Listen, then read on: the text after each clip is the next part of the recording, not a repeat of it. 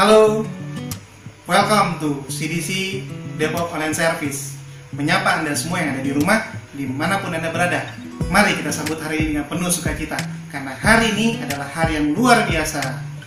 Sebelum itu, mari kita siapkan hati kita siapkan catatan, karena kita mau menjurnal apa yang Tuhan berikan untuk hari ini.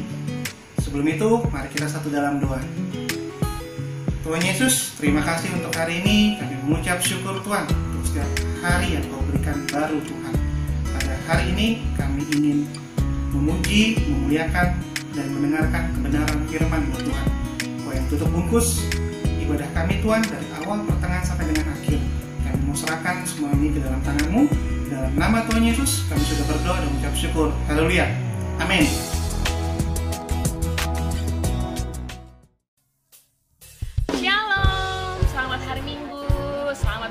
Kembali di ibadah Zoom kali ini, mari sama-sama berikan hati yang terbaik, berikan semangat yang terbaik, berikan pujian yang terbaik, sebab Tuhan Allah kita Allah yang luar biasa.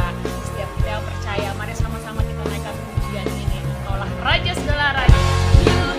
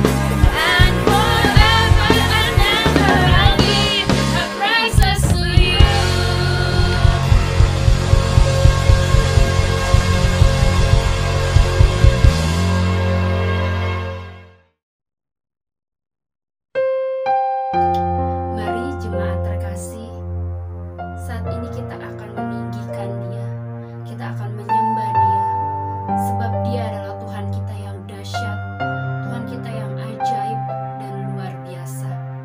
Mari kita menaikkan lagu ini sama-sama. Kami perlu Engkau ya Tuhan. Yes, Jesus.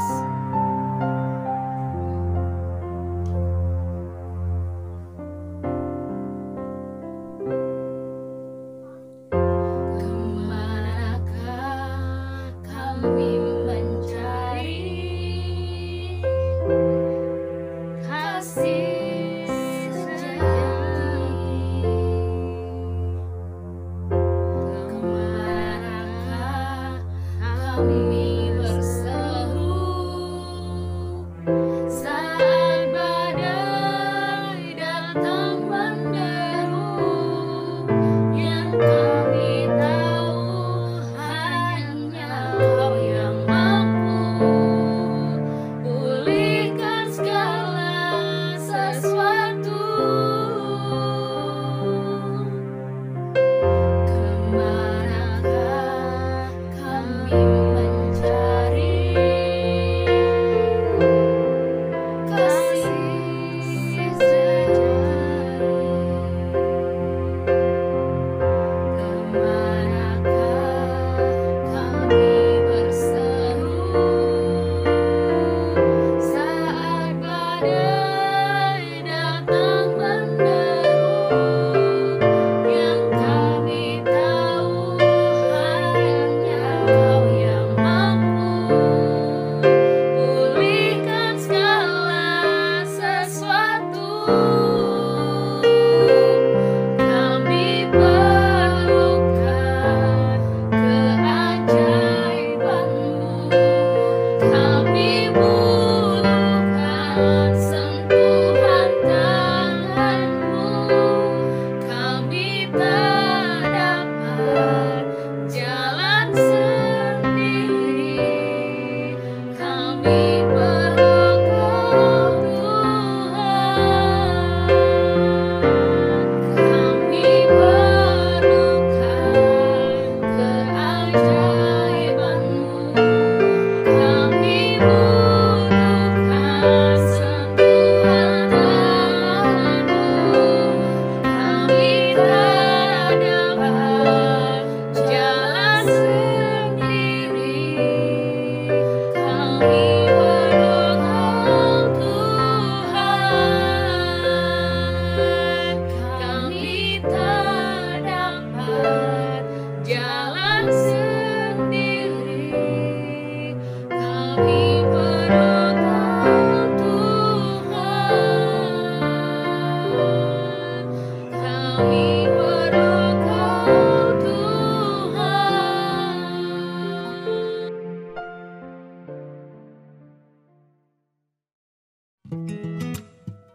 Sungguh pujian dan penyembahan yang luar biasa.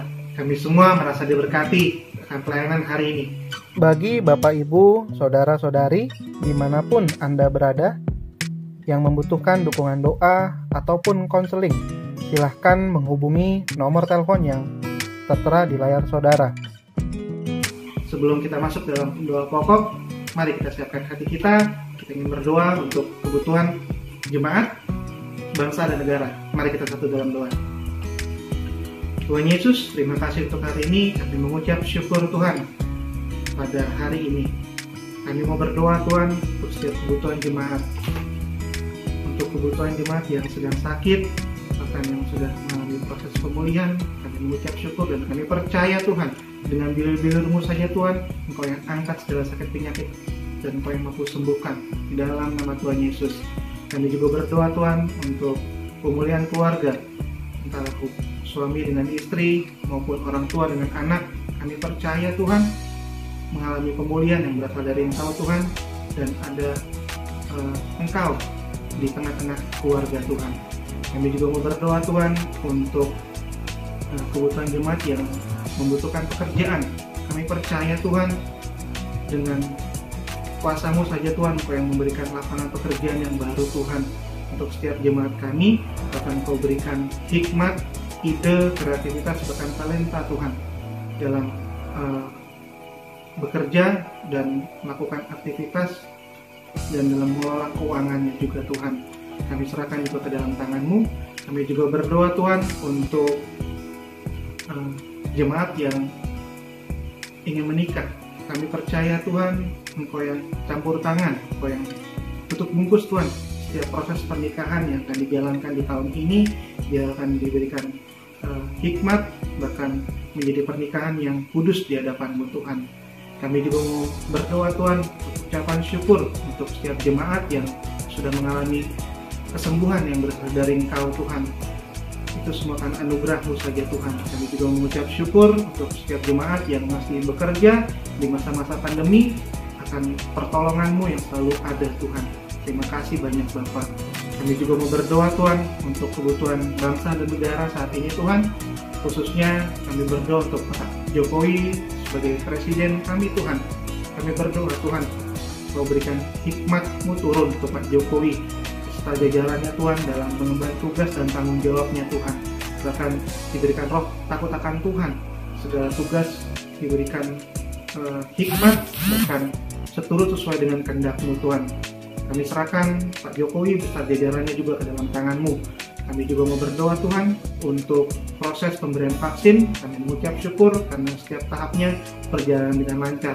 Dan kami percaya Tuhan akan ada tahap-tahap selanjutnya Tuhan untuk pemberian vaksin ini bisa terrealisasikan Tuhan, bahkan bisa tersebar di seluruh wilayah Indonesia ya Tuhan, dari Sabang sampai dengan Merauke Tuhan. Kami serahkan juga semua ke dalam tangan-Mu. Kami juga mau berdoa Tuhan untuk kebutuhan ekonomi Tuhan, pemulihan ekonomi, maka setiap sektornya Tuhan, sektor perdagangan sampai dengan sektor lapangan pekerjaan. Kami percaya juga Tuhan, dengan kuasa-Mu saja Tuhan, Engkau yang mampu pulihkan negara kami Tuhan, sehingga seluruh sektornya bisa bangkit kembali Tuhan, dan dengan memanfaatkan seluruh kekayaan yang ada di Indonesia ya Tuhan. Kami serahkan juga ke dalam tangan-Mu. Kami juga berdoa Tuhan untuk keamanan negara kami, Indonesia. Diberikan kesatuan hati untuk TNI dan Polri dalam melakukan tugas dan tanggung jawabnya Tuhan. Biarlah seturut sesuai dengan kehendak-Mu juga Tuhan. Biar menjaga keamanan negara kami untuk lebih lagi harmonis lagi Tuhan. Kami serahkan Tuhan setiap kebutuhan jemaat, bangsa dan negara ke dalam tangan-Mu. Dalam nama Tuhan Yesus kami sudah berdoa dan mengucap syukur. Haleluya. Amin.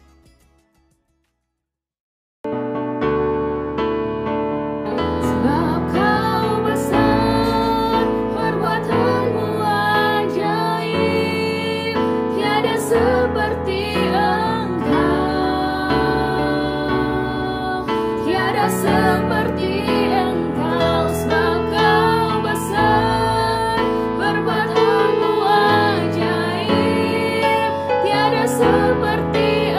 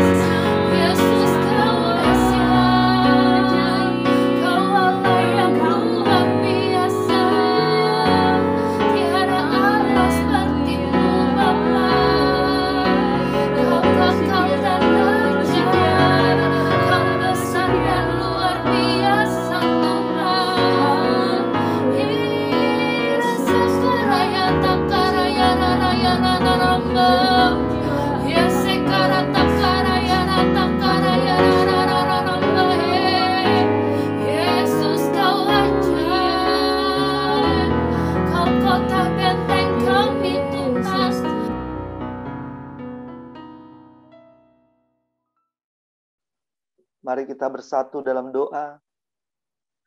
Tuhan Yesus, terima kasih untuk pagi hari ini kami boleh datang kembali menyembah Tuhan, memuliakan Tuhan pada pagi hari ini. Tuhan, ini hati kami, ini perhatian kami, ini pikiran kami taruh di dalam kehendak-Mu Tuhan pagi hari ini. Urapi hamba-Mu, urapi kami semua yang mau mendengar kebenaran. Biar kebenaran-Mu membuat kami mengerti tentang apa yang Kau rancangan dalam kehidupan kami. Kami siap mendengarnya, hanya di dalam nama Yesus saya katakan, amin. Oke, ini saya akan share tentang temanya yaitu cara hidup, ya, atau way of life, ya. Nah, yang menentukan kita masuk surga bukan bagaimana cara mati, tapi bagaimana cara kita hidup. Ya, cara mati orang tuh bisa beda-beda, ya nggak? Ada yang jatuh dari pohon, ada yang jatuh dari pesawat, ya, ada yang ketabrak kereta, ketabrak mobil, motor, ada yang kemarin itu tenggelam di laut, ada yang sakit macam-macam nih, ada jantung, encok, pegelinung, pokoknya sakit-sakit itu beda-beda semua, bisa mengakibatkan kematian. Ada yang dibunuh, bahkan ada yang sampai bunuh diri, ada yang diracun, ada yang ketiduran, nggak bangun-bangun, ketiduran, akhirnya meninggal, ya nggak? Dan yang sekarang lagi tren adalah apa? Kena virus, akhirnya meninggal. Jadi cara mati berbeda-beda. Nah, yang terpenting tadi saya bilang katakan apa? Cara hidup. Nah, cara hidup yang seharusnya itu gimana sih yang menentukan kita bisa masuk ke dalam surga? Selanjutnya slide yang berikutnya. Saya cepat aja ya. Nah, kita harus menyadari ya bahwa sadarilah bahwa hidup ini sementara ya. Kita pasti mati karena cuma sebentar loh hidup ini. Kalau kita menyadari bagaimana kita hidup ini sementara, kita sadar kita nggak main-main sama hidup kita. Yang kedua, kita harus menyadari, slide berikutnya, ada kehidupan setelah kematian. Jadi kita harus menyadari ada kehidupan setelah kematian. Jadi kalau kita tahu bahwa ada kehidupan setelah kematian, maka kita akan menyiapkan kehidupan kekal tersebut. Kadang kita nggak siap-siapin. Pokoknya hidup suka-suka kita aja. Ternyata nggak bisa begitu. Kita harus menyadari bahwa ada kehidupan setelah kematian. Lalu selanjutnya kita harus menyadari apa? Hidup ini singkat, begitu cepat. Ya, kita harus menyadari bahwa nggak bisa kita lakukan semuanya. Mungkin mau melakukan ini, melakukan itu, melakukan banyak hal. Kita harus bisa memilih mana yang harus kita kerjakan, fokus, dan lakukan yang terbaik. Karena kita menyadari hidup itu singkat. Dan yang terakhir, hidup ini adalah kesempatan. Nah, kita sering nyanyi lagunya ya.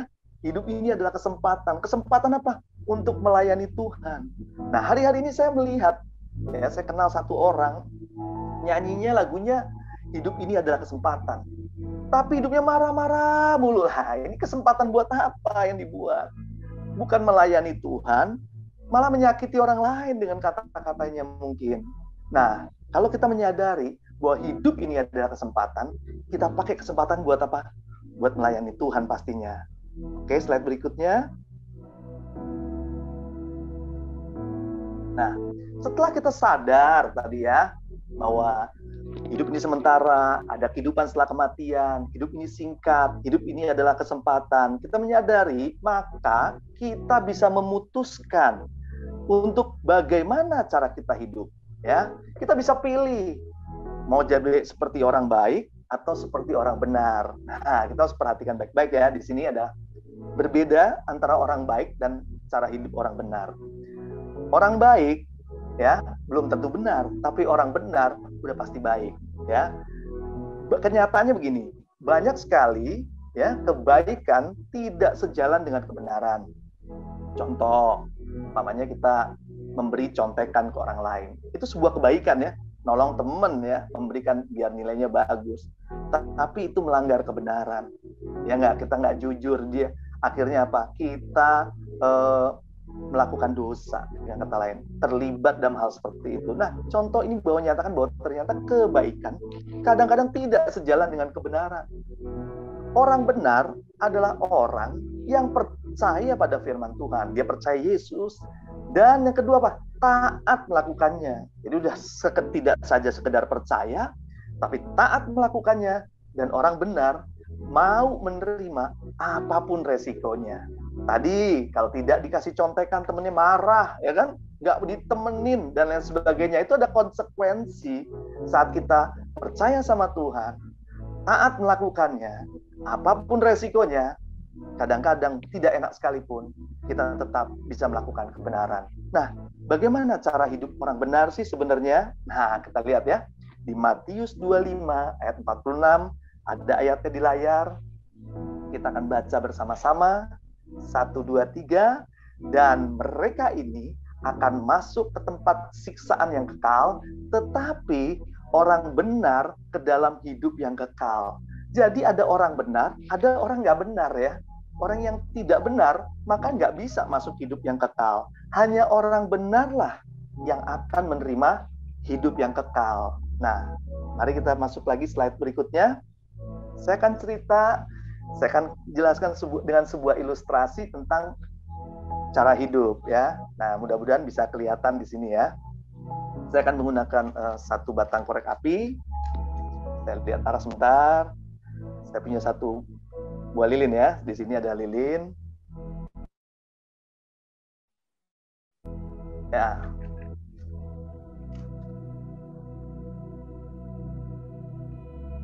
Nah, cara hidup tuh ini saya pakai batang korek api ya.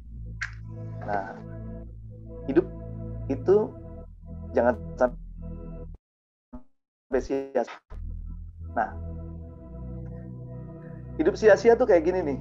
Batang korek apinya masih panjang, ya, tapi cuma kepake sedikit di depannya aja. Inilah salah satu hidup yang harus kita hindari, hidup sia-sia. Karena masih punya batang yang panjang, nggak kepake, sia-sia, percuma hidup ini. Karena cuma hidup sebentar, habis itu mati, nggak ada apa-apa.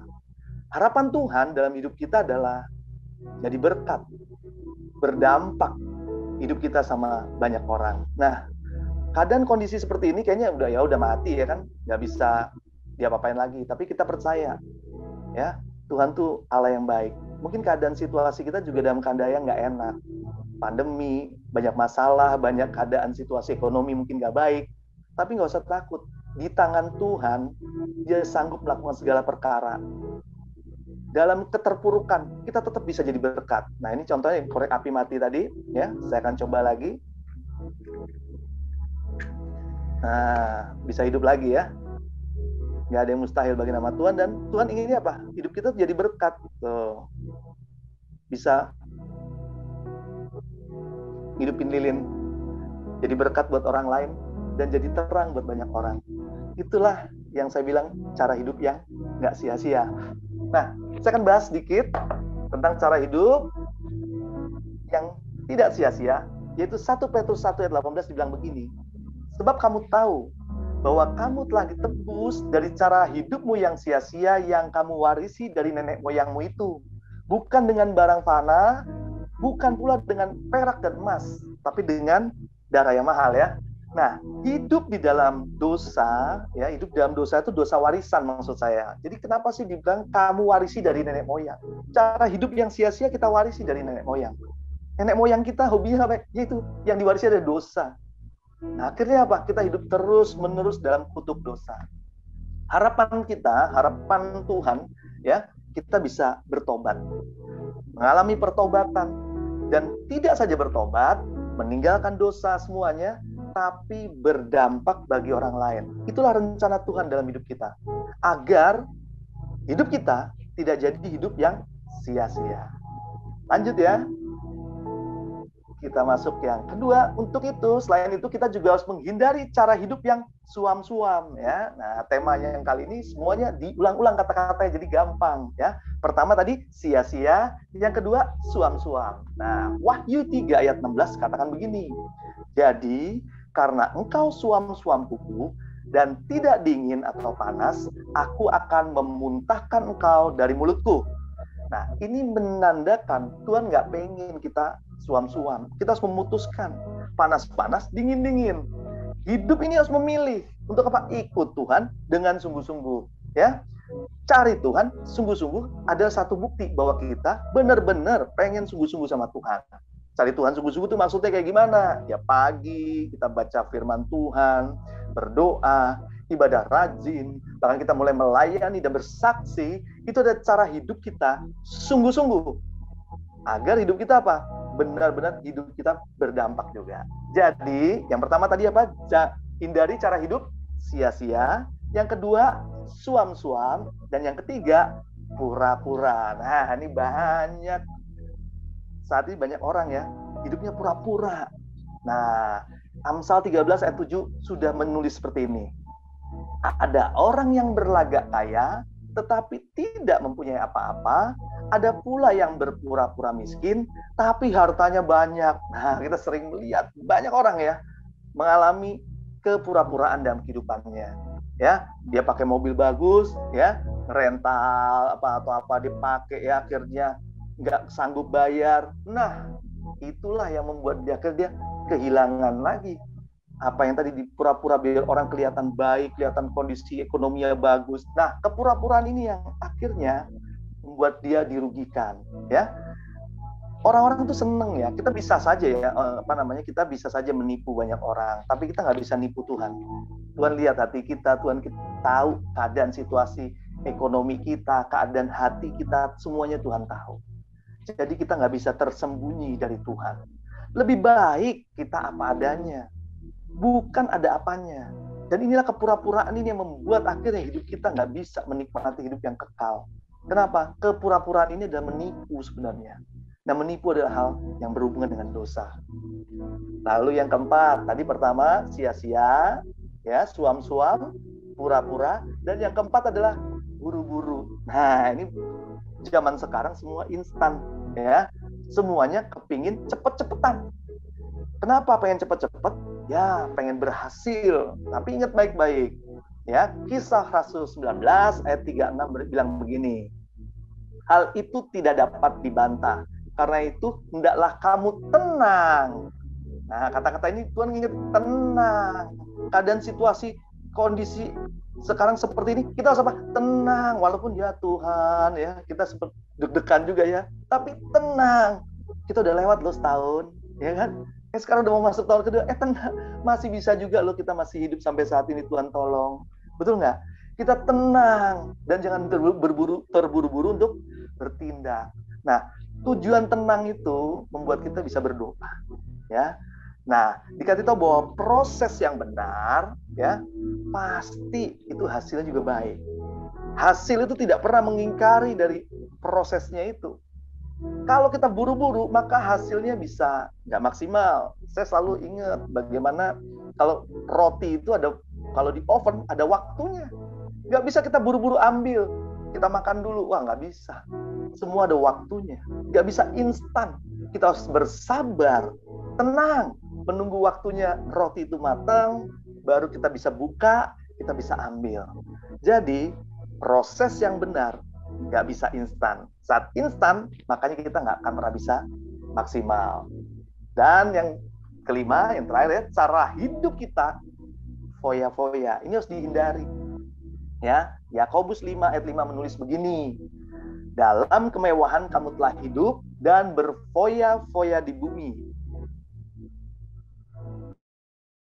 Kamu telah memuaskan hatimu sama seperti pada hari penyembelihan.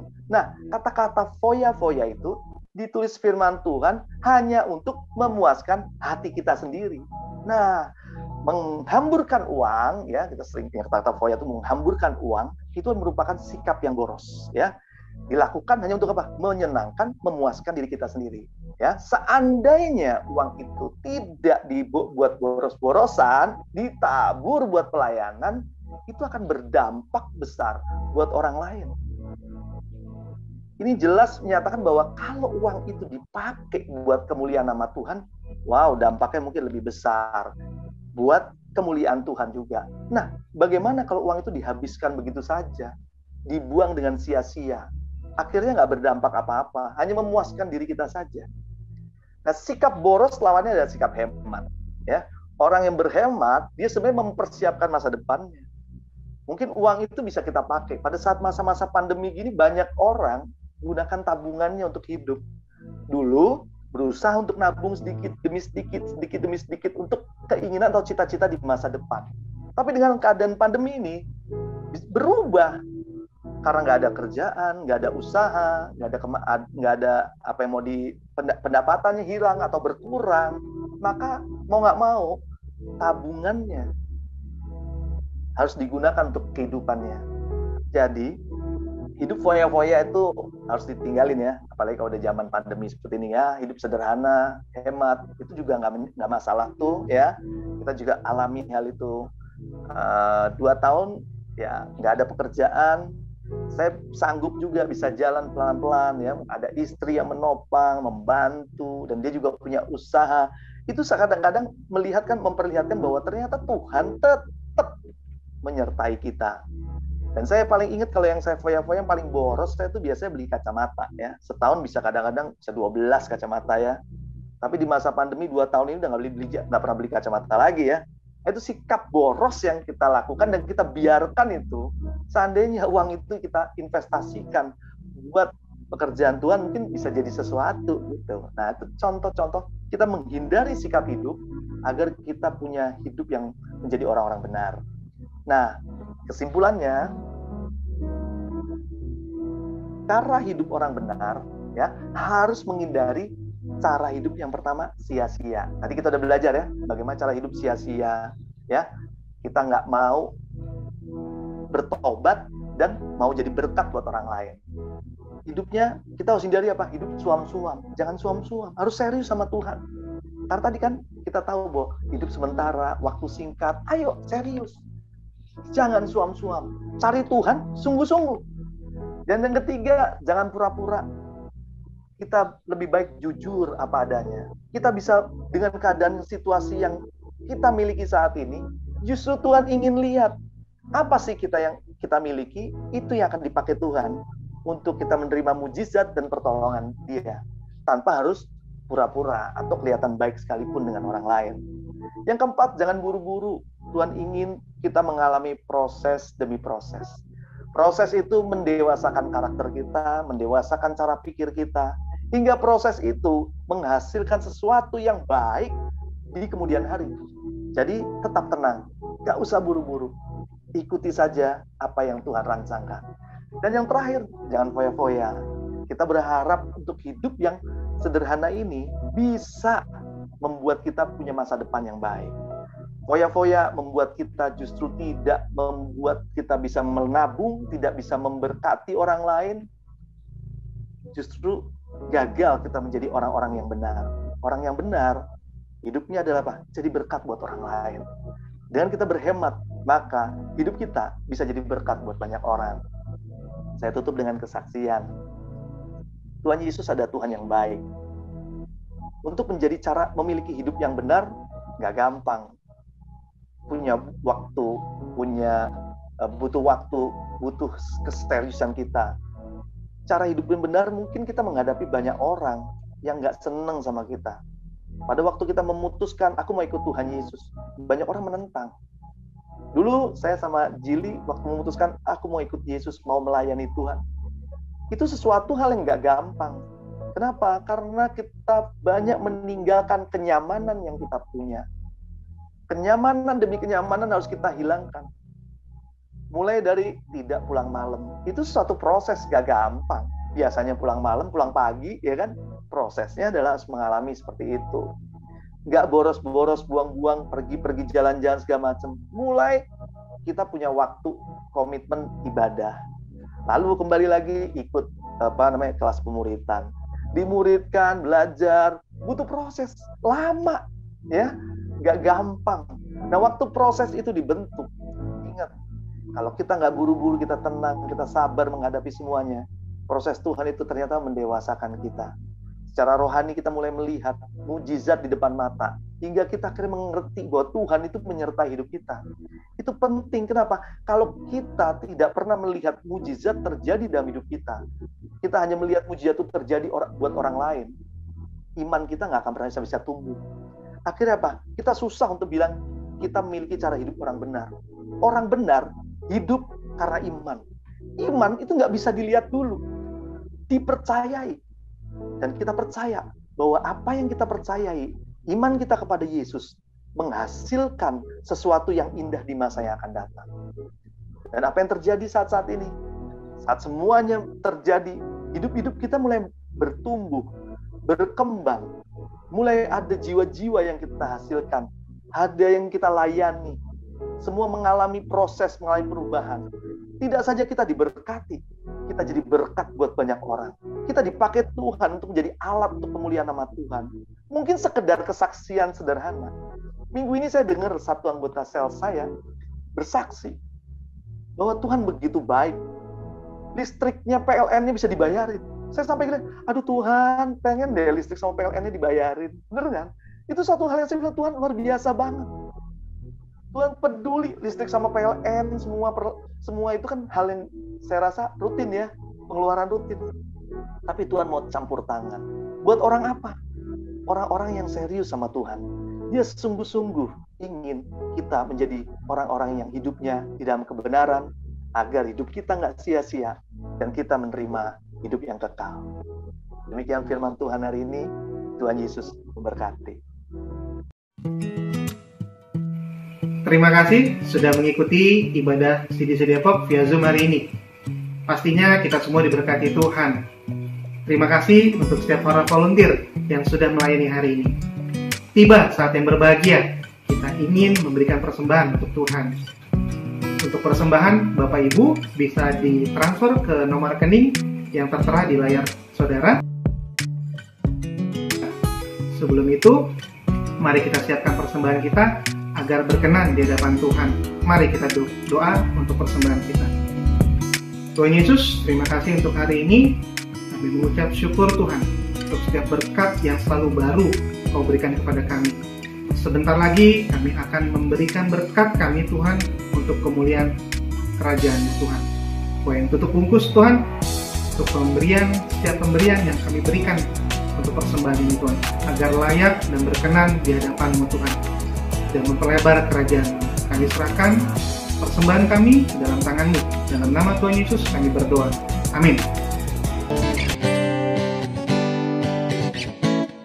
Sungai sukacitamu mengalir dalamku.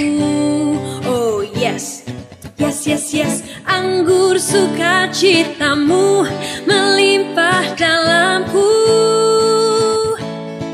Ku menari dan bersuka, pujimu di setiap waktu, sebab sungai sukacitamu ada dalamku. Sungai sukacitamu mengalir dalamku. Oh yes, yes, yes, yes. Anggur sukacitamu melimpah dalamku. Ku menari dan bersuka, pujimu di setiap waktu, sebab sungai sukacitamu ada dalamku. Kita percaya gereja adalah sebuah keluarga. Karena itu kami mengundang saudara yang baru pertama kali mengikuti ibadah di CDC Depok.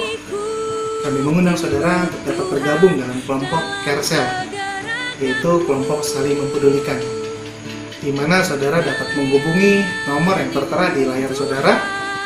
Anda dapat bergabung dalam kelompok Carousel dengan sesuai kebutuhan saudara, waktu, usia, bahkan kebutuhan saudara.